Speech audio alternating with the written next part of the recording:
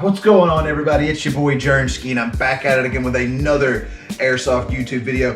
This one is going to be the 1 year recap of this SSG1 that I got from SS Airsoft last year, of course, because it's a 1 year recap.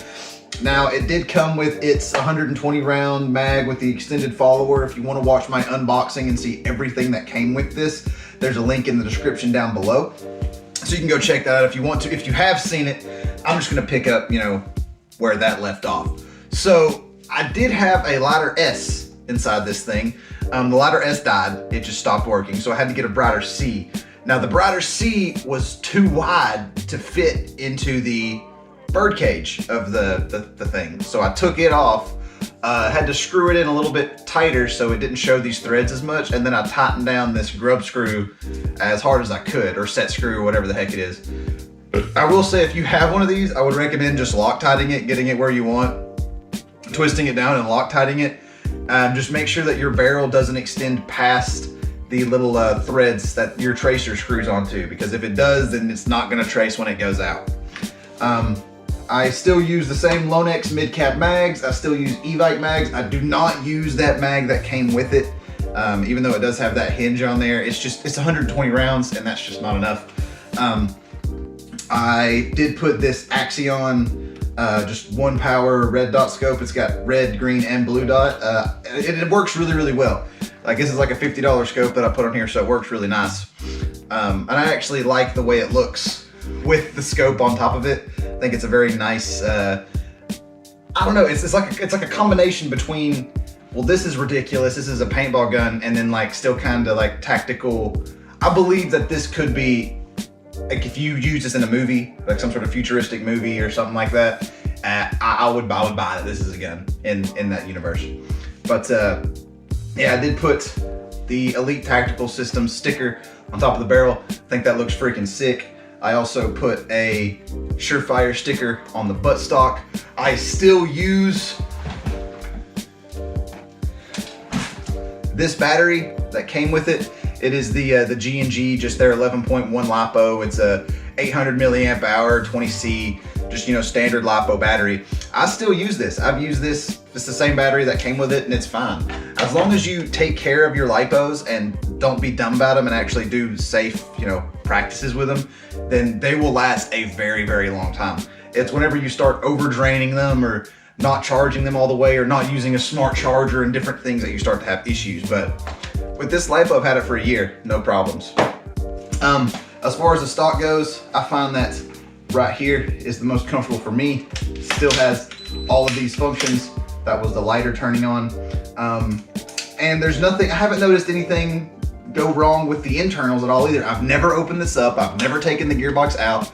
I've taken the upper off like once or twice just to mess with this and see exactly how everything was put together, and then to see exactly what would be the best way to take this off, or whether I could just replace this with something shorter, different things.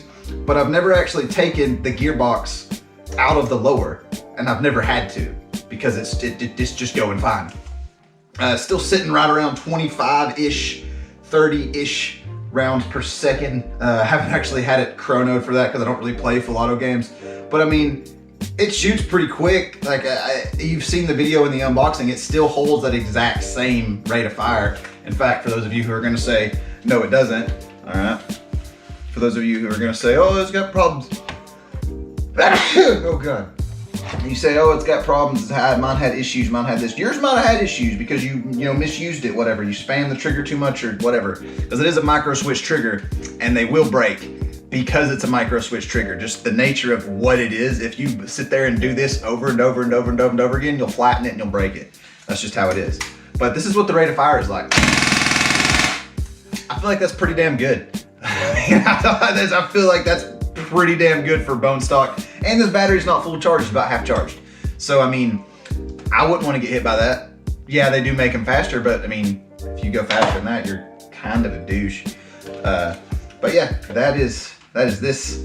I haven't noticed anything as far as the range on it change or the bucking go. It still has, it's bone stock. Everything that is inside this gun is what was inside the gun when I bought it. And all the videos that you see of me using this gun are bone stock of when I got it. So it's running like a top. I mean, 1 year later, and it's still fine. Like, I don't know what else you could ask for a $300 gun. That's really damn good. Some people would say, oh, I'll buy this gun and run it till it breaks and then I'll HPA it. I mean, that's fine. You can do that. It's gonna last you over a year, but just running it like this, you got plenty of time to set it for an HPA rig. That was my original plan. I was thinking I was gonna fry this thing in like 6 months, but I did not, and it continues to just go and go and go and go. So yeah, my recommendation from when I unboxed this is still the same. I would highly recommend this gun, just because it's a freaking tank. It just goes. And if you have anybody who has, you know, said that they, you know, broke their micro switch trigger or whatever, that's because they were spamming their trigger. You can spam, but you don't need to sit there and empty 300 rounds sitting in the same spot and within like 30 seconds. If your motor starts to heat up, you can feel your motor start to heat up, just chill out a little bit. Like, I know if I'm shooting too much, if I can feel my motor like actually get almost uncomfortably hot, because it does happen. It does get really hot if you spam it. But you just got to be gentle with it. You just got to be nice to it. Listen to what it says. Don't ignore it when it cries, and it'll be nice to you. One thing I will say that I did notice, I think the problem was with, I don't know what the problem was with. It's with the connector. So it still uses these small Tamiya connectors. So there was one day, like 6 months ago, where I didn't have it plugged in all the way, like it wasn't latched. It was just sitting there, and it wouldn't fire. Like it would shoot 3, and then it, like the 4th one wouldn't shoot, and that would get me killed a bunch. And it made me really, really mad. Like it'd be shooting fine, and then I'd pick to go push and pull the trigger, and nothing would happen, and I'd get destroyed. But yeah, that's just because that was my fault. I didn't have the battery plugged in all the way. Ever since, like, I've actually made sure to verify that it has clicked in, then it's good. But yeah, I mean, if you're looking for a new gun and you're sitting at that $200, $250 price range, get one of these. If you don't have a LiPo and a charger, save up 50 more bucks and get for $300, get the kit and everything.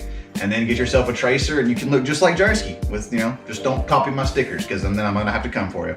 But yeah, that's the video, the recap on this thing. Really like it, really love this gun. It's a great gun.